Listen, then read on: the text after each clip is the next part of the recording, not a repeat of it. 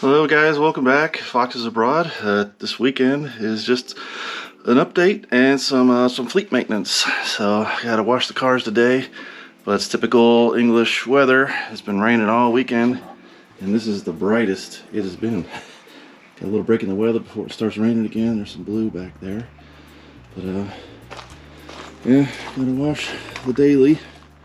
But it is right around where I live. It is all farm roads.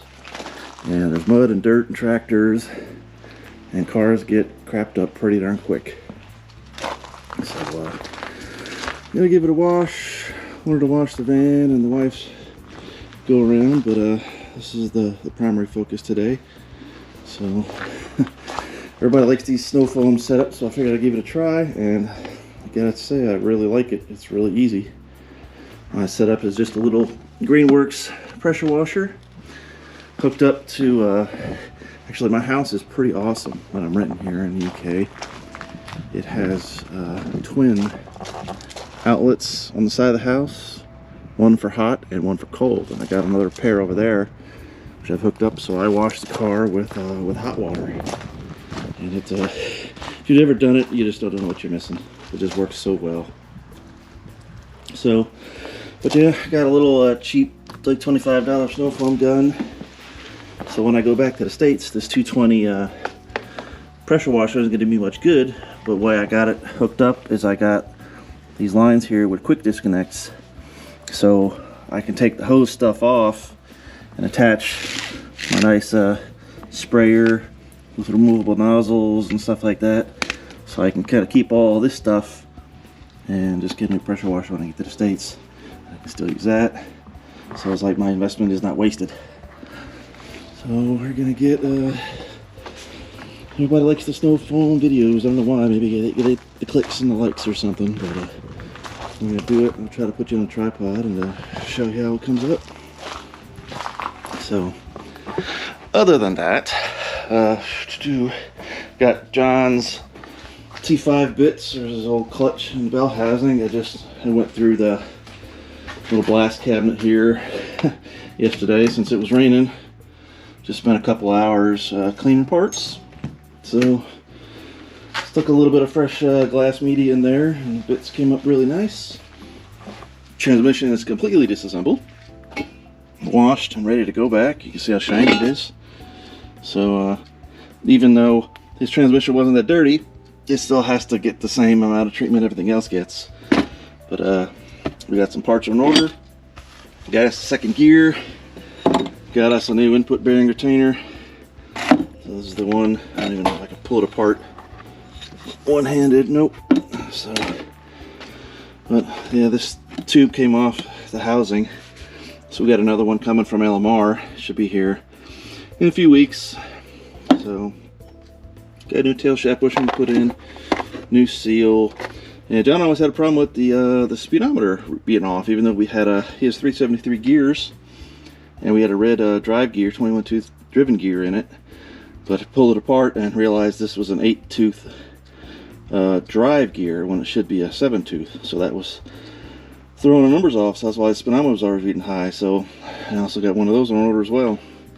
And I have a spare, but it is also another 8-tooth gear. So this is my box of bits and pieces. You know, bolt nuts and bolts and worn but still usable synchros and bearings and O-rings, and I got new camshaft bearings, new seals, stuff like that. So I even have my quick reference list of bushing seals, and you know, you can read it right there. What I got, the part numbers, things like that for when I order. I keep things in stock, so when I get something like this, I don't gotta wait weeks and weeks to get stuff back. So, but yeah, we'll get this pressed back in there. I already redid the cover, put new pads on the 3.4. The 1.2 was looking like brand new, so no real reason to change those. And this is the stuff we've been waiting on for Pete's engine for a long time. So we got his replacement pistons in for his motor. So it came from Vigilante Performance, and they kind of side contract out with Ross Racing engines, raising pistons. Let's see if I can get the page up here. And Vigilante Performance. So, because they were an ex-Probe dealer, so when Probe went out of business. So, got 4 replacement pistons. This is Pete's old piston. I'll just throw it down there. And with the cracks on each side of the eyebrows. So, they're a little bit different than what the current piston is.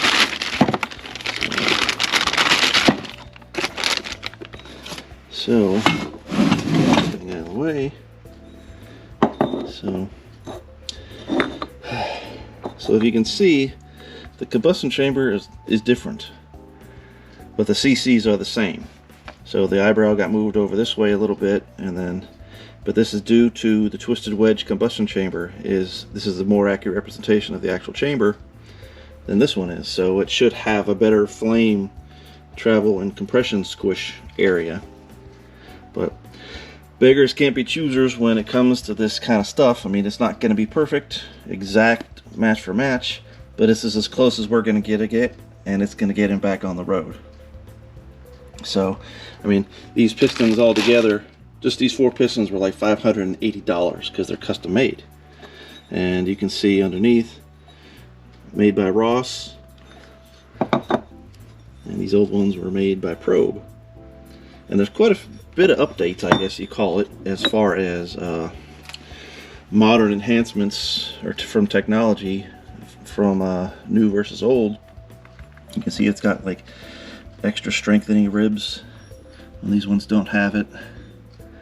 It has various oil drain back holes around the perimeter of the ringland grooves, and these ones only had like 4, 1, 2, and then 1 and 2.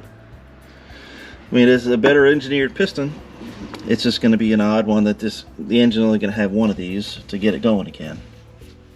So but because of Pete's old style of engine, it has the shorter, what is it?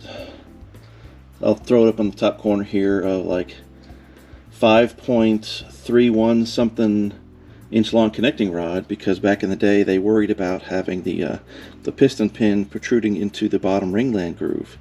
So you can see right there, the bottom ringland groove is uninterrupted by the piston pin.